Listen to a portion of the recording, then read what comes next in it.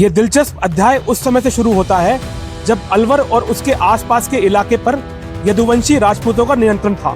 इन शासकों में से एक राजा सोनपर पाल शासनकाल 1372 से 1402 ने फिरोज शाह तुगलक शासनकाल 1351 से 1388 के शासनकाल के दौरान हिंदू धर्म से इस्लाम धर्म अपना लिया था। इस तरह के धर्मांतरण आम बात थी, क्योंकि इससे नए शासक वर्ग में व्यक्ति की स्थिति मजबूत होती थी और बड़ी जिम्मेदारी वाले पदों पर पदोन्नत होने की संभावना बढ़ जाती थी।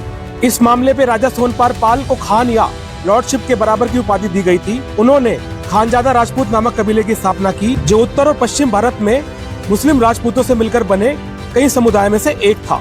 एक अन्य सिद्धांत के अनुसार खानजाद, जिसका अर्थ है दास, की उपाधि सोनपर पाल को तब दी गई जब उन्होंने दिल्ली के सुल्तान की निष्ठा स्वीकार कर ली। इस समय अलवर मेवात क्षेत्र की राजधानी थी, जिसमें अब हरियाणा का नूह जिला और राजस्थान का अलवर और भरतपुर जिले शामिल हैं। अलवर से पहले राजवंश इंदौरी, कोटला और तिजारा शहरों से शासन करता था। लगभग 150 साल आगे बढ़ते हुए मेवात के अंतिम खानजादा राजपूत शासक हसन खां मेवाती शासनकाल 1504 से 1527 के शासनकाल और खानवा की लड़ाई तक, जहां राजपूतों का मुकाबला बाबर से था, जो तुर्क राजकुमार था, जिसने 1526 ईस्वी में भारत में मुगल साम्राज्य की स्थापना की थी।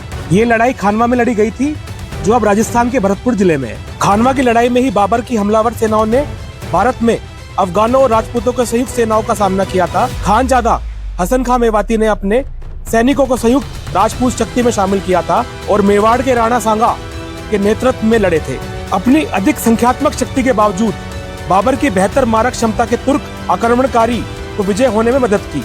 इसने उपमहाद्वीप के शासक और मुगल वंश के संस्थापक के रूप में बाबर की स्थिति को मजबूत किया। खानवा की लड़ाई में हसन खां मेवाती ने अपना जीवन और राज्य खो दिया और उनकी मृत्यु के बाद खानजादा मेवाती क्षेत्रों को मुगल साम्राज्य के क्षेत्रों में मिला दिया गया। खानजादा कुलीन वर्ग के लिए वह मुगल दरबार में सेवा करने लगे और मुगलों के साथ वैवाहिक संबंध बनाए। वास्तव में बाबर के बेटे हुमायूं और उनके भरोसेमंद मंत्री बैरम खान ने इस काबिले में विवाह किया।